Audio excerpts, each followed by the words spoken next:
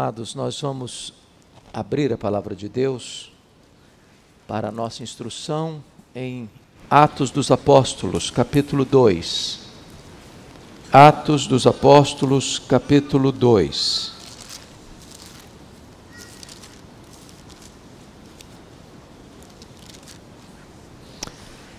Nós faremos a leitura a partir do verso 14 até o verso 41. O discurso de Pedro. Então se levantou Pedro com os 11 e, erguendo a voz, advertiu-os nestes termos: varões judeus e todos os habitantes de Jerusalém, tomai conhecimento disto e atentai nas minhas palavras. Estes homens não estão embriagados, como vindes pensando, sendo esta a terceira hora do dia. Mas o que ocorre é o que foi dito por intermédio do profeta Joel. E acontecerá nos últimos dias, diz o Senhor, que derramarei do meu espírito sobre toda a carne. Vossos filhos e vossas filhas profetizarão, vossos jovens terão visões, e sonharão vossos velhos.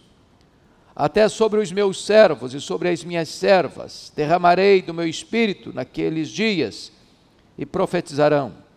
Mostrarei prodígios em cima no céu e sinais embaixo na terra, sangue, fogo e vapor de fumaça.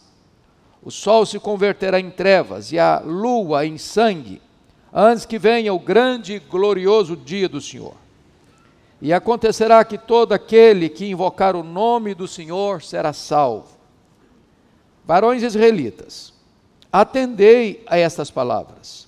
Jesus, o Nazareno, varão aprovado por Deus diante de vós com milagres, prodígios e sinais, os quais o próprio Deus realizou por intermédio dele entre vós, como vós mesmos sabeis, sendo este entregue pelo determinado desígnio e presciência de Deus, vós o matastes, crucificando-o por mãos de iníquos, ao qual, porém, Deus ressuscitou, rompendo os grilhões da morte, porquanto não era possível fosse ele retido por ela. Porque a respeito dele, diz Davi, diante de mim via sempre o Senhor, porque está à minha direita para que eu não seja abalado. Por isso, se alegrou meu coração e a minha língua exultou. Além disto, também a minha própria carne repousará em esperança, porque não deixará a minha alma na morte, nem permitirás que o teu santo veja corrupção. Fizeste-me conhecer os caminhos da vida, encher-me-ás de alegria na tua presença. Irmãos, seja-me permitido dizer-vos claramente a respeito do patriarca Davi, que ele morreu e foi sepultado, e o seu túmulo permanece entre nós até hoje.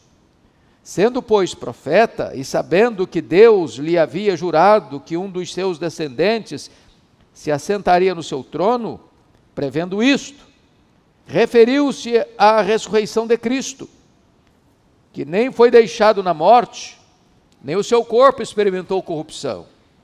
A este Jesus, Deus ressuscitou, do que todos nós somos testemunhas.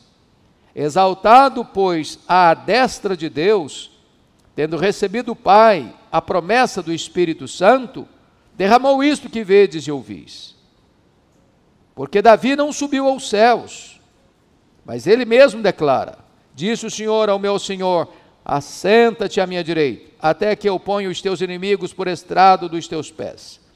Esteja absolutamente certa, pois, toda a casa de Israel, de que a este Jesus que vós crucificastes, Deus o fez Senhor e Cristo. Ouvindo eles estas coisas, compungiu-se-lhes o coração e perguntaram a Pedro e aos demais apóstolos: que faremos, irmãos?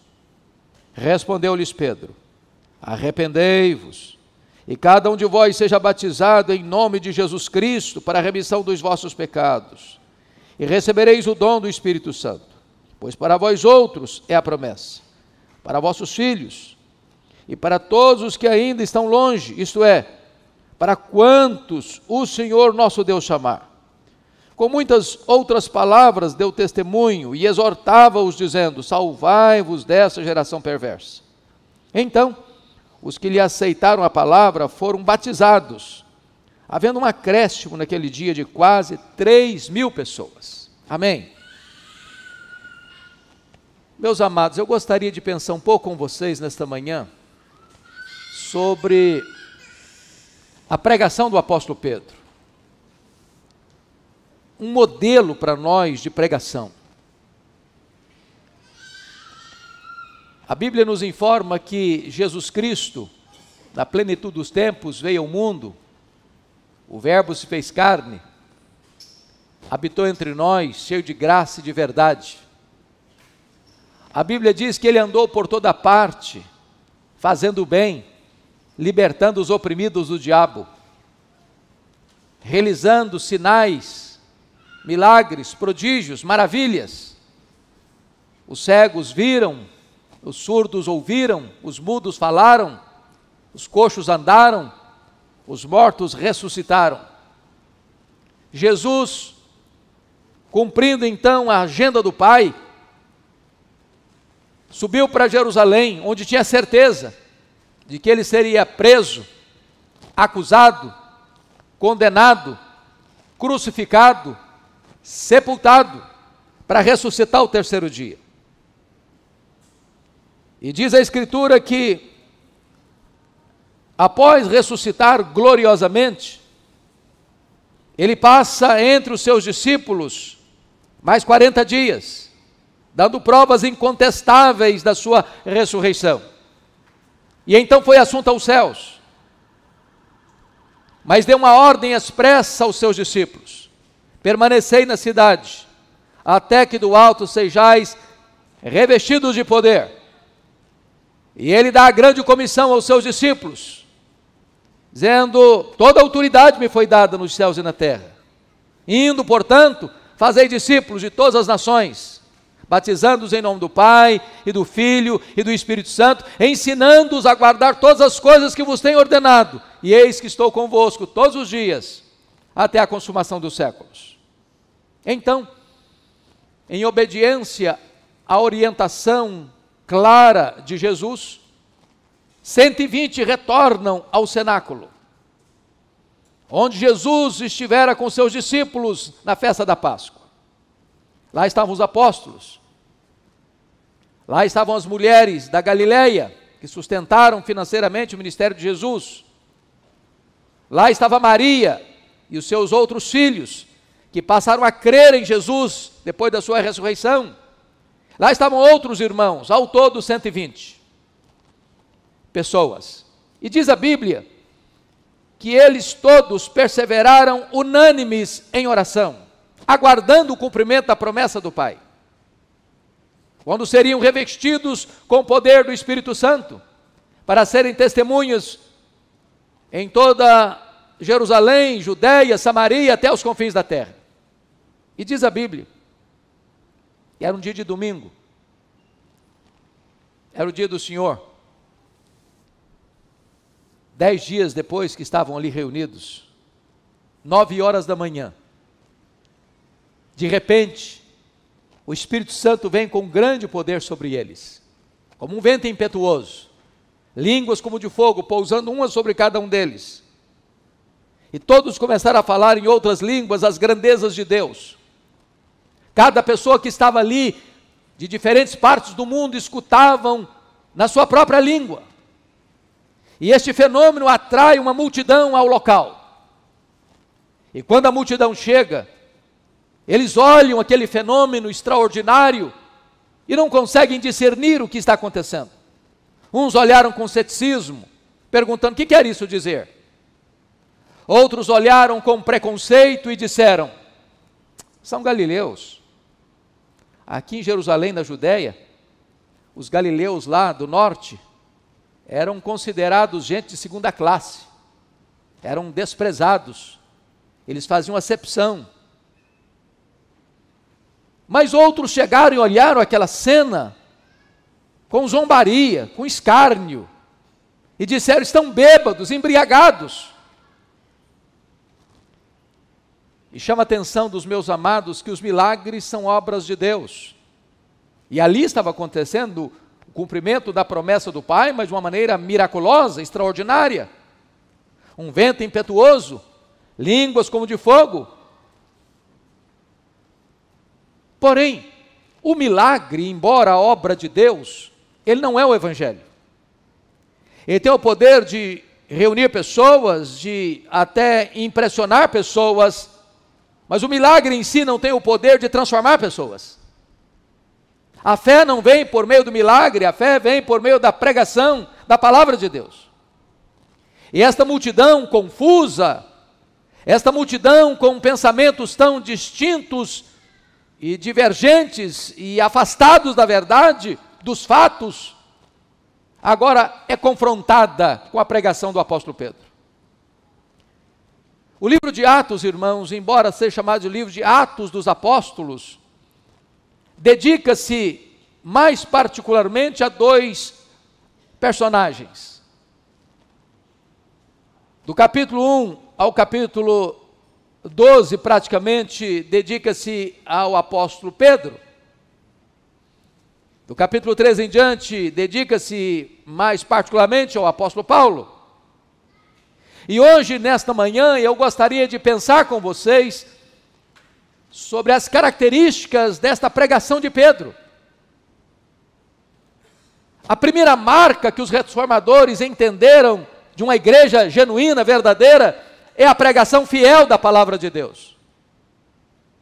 E penso que Pedro aqui, cheio do Espírito Santo, serve-nos de modelo, de exemplo, de paradigma, como deve ser a nossa pregação. E a primeira coisa que Pedro faz é esclarecer os acontecimentos. Dizer, não, eles não estão bêbados. São 9 horas da manhã. O que está acontecendo aqui é o cumprimento da promessa, escrita por Joel, que nos últimos tempos, nos últimos dias, Deus derramaria do seu Espírito sobre toda a carne. Não toda a carne, quantitativamente falando, mas qualitativamente falando. Porque ele explica, o derramamento do Espírito Santo rompe a fronteira de gênero, é sobre os filhos e as filhas, rompe a barreira etária, é sobre os velhos e sobre os jovens, rompe a barreira social, é sobre os servos e sobre as servas. E então, depois de explicar o que de fato está acontecendo, que não é um fato fora do controle divino, mas dentro da agenda divina, agora Pedro se levanta para pregar. Como é que foi o sermão de Pedro? Quais foram as marcas do sermão de Pedro? O que o sermão de Pedro pode ensinar a você, a mim, a nós, maiormente a nós, pastores, com o compromisso diário de expor as Escrituras? E eu gostaria então de olhar esse sermão de Pedro com os irmãos nesta manhã. A primeira marca do sermão de Pedro, irmãos, é que foi uma pregação cristocêntrica quanto à sua essência. Nós pregamos Cristo. Nós não temos outro tema para pregar. É Cristo. Ele é a essência da mensagem, o núcleo da mensagem, o néctar da mensagem. Mas, ao pregar sobre Cristo, quais foram as ênfases de Pedro? Confira comigo, por favor. Primeiramente, no verso 22, ele vai falar da vida de Jesus. Varões israelitas, atendei a estas palavras. Jesus, o Nazareno, varão aprovado por Deus diante de vós, com milagres, prodígios e sinais, os quais o próprio Deus realizou por intermédio dele entre vós, como vós mesmos sabeis. A primeira coisa que Pedro destaca é a pessoa de Cristo, a maneira como ele viveu, a maneira como ele demonstrou sua divindade, sua filiação divina, realizando prodígios, milagres, sinais, maravilhas, que o próprio Deus realizou por intermédio dele. Mas não foram milagres escondidos, Não foram milagres subjetivos, não foram milagres não verificáveis, mas entre vós. Como todos vós sabeis, a obra de Deus acontece de forma notória, pública, irrefutável. E é curioso, meus amados, que Pedro vai fazer esta declaração: varões israelitas, atendei a essas palavras, Jesus o Nazareno. É Mateus que nos informa que quando José e Maria, junto com o menino, retornam do Egito por orientação divina, e descobrem que o filho de Herodes o Grande está governando a Judéia, do mesmo estofo moral do pai, por divina advertência, eles não ficam na Judéia, mas vão morar lá em Nazaré, para que se cumprissem as escrituras, ou o que disseram os profetas, ele será chamado Nazareno. Mas curiosamente, a palavra Nazareno não aparece nenhuma vez no Velho Testamento. Aí você pergunta, mas como assim cumprir o que os profetas disseram, Nazareno, se a palavra Nazareno não aparece no Velho Testamento? É que a palavra Nazareno, ela procede de uma palavra Nezer, que é o broto. Surgirá um broto. E essa é a ideia de Jesus como Messias, da sua exaltação, de que ele surgirá e de que ele será grande, poderoso, invencível. Mas também, ao mesmo tempo que a palavra Nazareno descreve a exaltação de Jesus, Nazaré era uma cidadezinha mal falada, desprezada, a ponto das pessoas olharem para Nazaré com preconceito e perguntarem, mas de Nazaré pode sair alguma coisa boa? Então, quando a Bíblia diz Jesus o Nazareno, quer descrever duas coisas: a exaltação dele e a humilhação dele. Então, a primeira coisa que Pedro vai fazer no seu sermão é mostrar como é que foi a vida de Jesus. Mas o segundo ponto que Pedro destaca no seu sermão é a morte de Cristo. Olha o verso 23. Sendo este entregue pelo determinado desígnio e presciência de Deus, vós o matastes, crucificando-o por mãos de iníquos. Oh, irmãos, está aqui duas verdades sublimes, que talvez se nós gastássemos a vida inteira para pensar e meditar no que está aqui, nós não esgotaríamos. A morte de Cristo não foi um acidente. Não.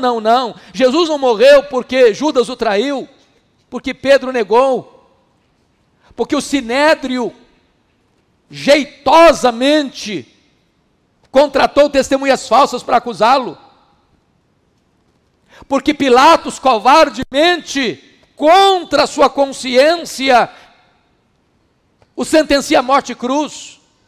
Ele não foi para a cruz porque os soldados cruelmente o pregaram no madeiro, não. A morte de Cristo foi uma agenda estabelecida na eternidade. Está escrito aqui, sendo este entregue pelo determinado desígnio de Deus. O Cordeiro foi morto desde a fundação do mundo. A cruz estava incrustada no coração de Deus desde a eternidade. Mas ao mesmo tempo, Pedro vai dizer que a morte de Cristo teve sim uma responsabilidade humana, porque ele denuncia, no versículo 23, vós o matastes, crucificando-o por mãos de iníquos.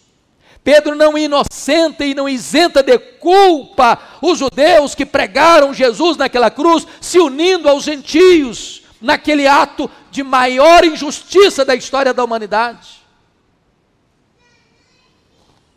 Então Pedro fala da vida de Cristo. Pedro fala da morte de Cristo.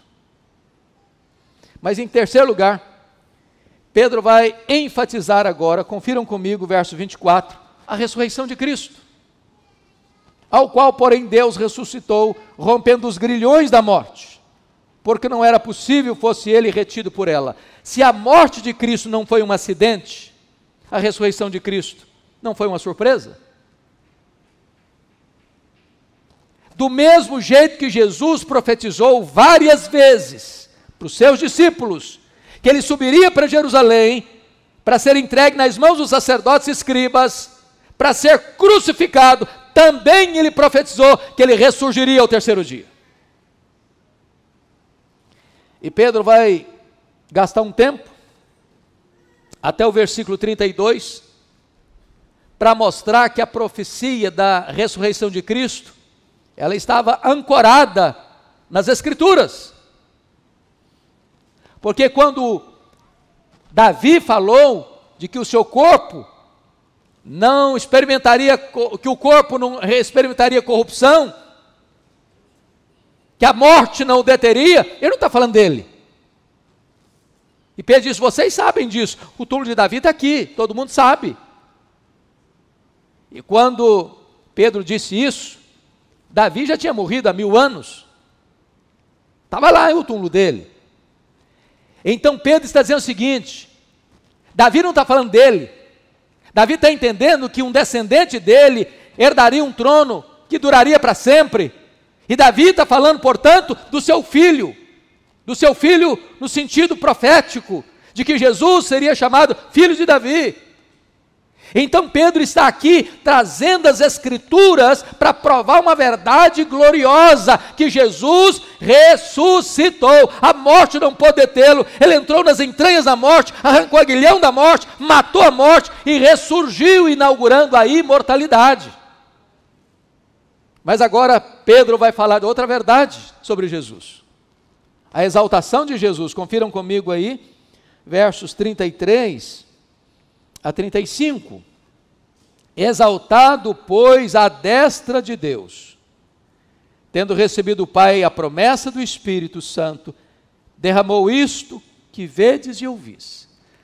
Agora ele está dizendo outra coisa, esse Jesus que ressuscitou, foi exaltado, ascendeu aos céus, na linguagem de Hebreus capítulo 1, ele foi saudado apoteótica e arrebatadoramente pelos anjos, e ele assentou-se à direita de Deus Pai, e coube-lhe a autoridade de derramar o Espírito Santo sobre a igreja.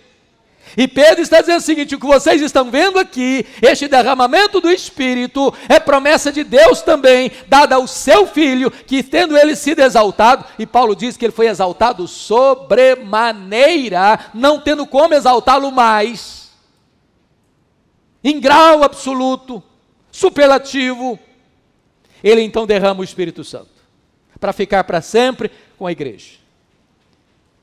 E Pedro conclui a sua fala sobre Jesus, falando, portanto, sobre a vida, sobre a morte, sobre a ressurreição, sobre a exaltação, e ele conclui no verso 36, esteja, pois, absolutamente certa, toda a casa de Israel, de que esse Jesus que vós crucificastes, Deus o fez Senhor e Cristo. Agora Pedro fala do senhorio de Cristo, não é César, não é Pilatos, não são os membros do Sinédrio, não é nem mesmo o diabo, nem mesmo os grandes deste mundo, o Senhor é Jesus.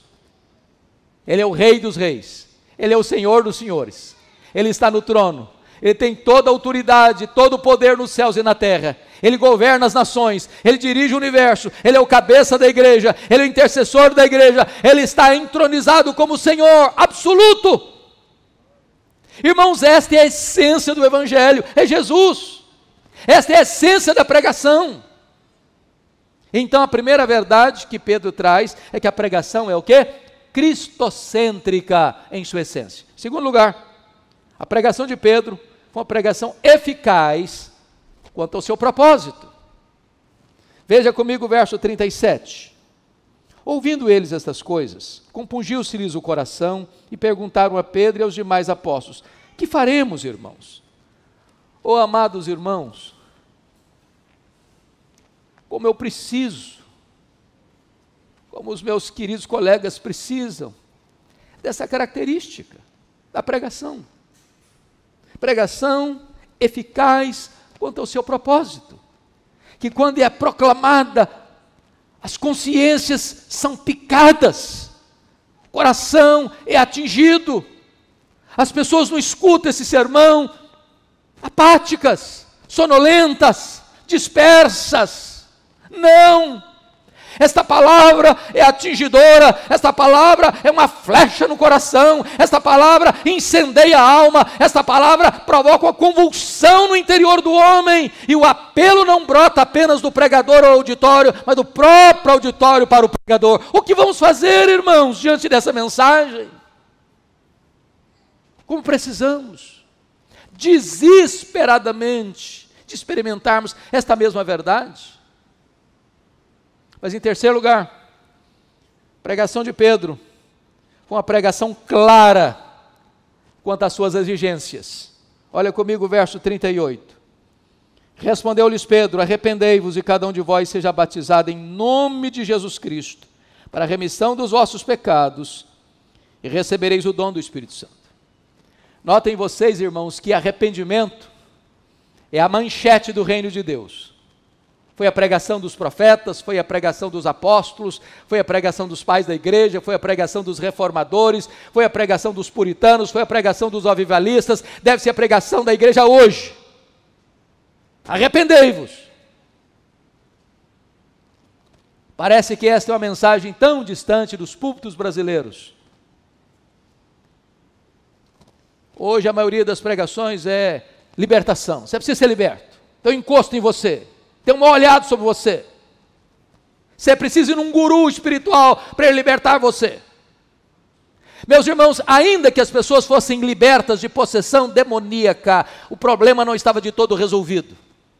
O problema do homem é que ele é culpado diante de Deus. Todos pecaram e destituídos estão da glória de Deus. E a não ser que o homem e a mulher se arrependam, eles não podem ser salvos. Arrependei-vos. E a promessa é remissão de pecados. E a promessa é dom do Espírito Santo. Em outras palavras, meus irmãos, a maneira do homem ser perdoado é quando ele dá evidência de arrependimento. Deixe-lhes dizer isso. O amor de Deus é incondicional, mas o perdão de Deus não. Perdão de Deus requer o quê? Arrependimento. E aos que se arrependem, aos que são recebidos a comunhão da igreja pelo batismo, esses recebem a promessa do perdão, da remissão e também do dom do Espírito Santo. Fica claro, portanto, as exigências. Não é adesão, é conversão. Mas em quarto lugar, irmãos, a pregação de Pedro foi uma pregação específica quanto à promessa. Porque se vocês perceberam, tem uma promessa para o passado e tem uma promessa para o futuro. E a promessa para o passado é remissão de pecados. E a promessa para o futuro é o dom do Espírito Santo. E ele está falando de uma plenitude, de um despertamento, de um avivamento, de um derramar copioso. E notem vocês que esta promessa não ficou limitada àqueles que receberam no dia de Pentecostes. Porque Pedro disse, essa promessa é para vós. Essa promessa é para os vossos filhos. Essa promessa é para aqueles que ainda estão longe. Esta promessa é para quantos o Senhor nosso Deus chamar. Então eu quero dizer a você que a igreja pode e deve ter expectativa de grandes avivamentos espirituais. É promessa de Deus para nós. Mas finalmente, a pregação de Pedro, irmãos, foi uma pregação vitoriosa. Quinto lugar, último lugar, a pregação de Pedro foi uma pregação vitoriosa quanto aos seus resultados. Vejam comigo, por favor, o versículo 41. Então os que lhe aceitaram a palavra foram batizados, havendo um acréscimo naquele dia de quase 3.000 pessoas.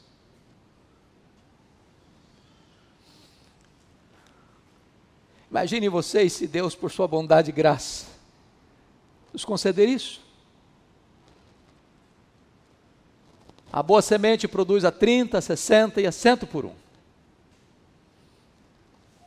E como eu anseio, irmãos, ver nos nossos dias, no nosso tempo, essa realidade. De ao pregar a palavra, viva, poderosa, sobre a pessoa de Cristo, sobre a morte de Cristo, sobre a ressurreição de Cristo, sobre a exaltação de Cristo, sobre o senhorio de Cristo. Essa mensagem picar a consciência das pessoas, elas sentirem uma compulsão na alma, e elas se arrependerem, e elas serem batizadas, e elas terem perdão de pecados, e elas receberem o dom do Espírito Santo, e as conversões acontecerem abundantemente, profusamente, extraordinariamente. Esta é a nossa oração, esse é o nosso anseio. Não de buscar novidades, não de aprender novas técnicas, novos métodos. Deus não unge métodos, Deus unge homens, homens cheios do Espírito Santo. Que esta igreja continue com a sua vocação de pregar a Cristo, apenas Cristo, só Cristo, e que Deus os ajude a ver os resultados extraordinários desta mensagem gloriosa.